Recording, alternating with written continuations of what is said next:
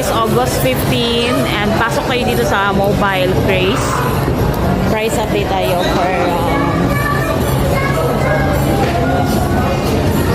ito muna guys, Galaxy, hindi ko to na vlog August 1. Galaxy A07 LTE tayo guys. Ito yung Galaxy A07 LTE. 5,000 mAh yung battery nito. And ang processor nito is MediaTek Helio G99. Ang camera niya is 50MP. Front is 8MP. Storage niya po is merong 128, meron ding 64. Ito yung presyo as of August 15.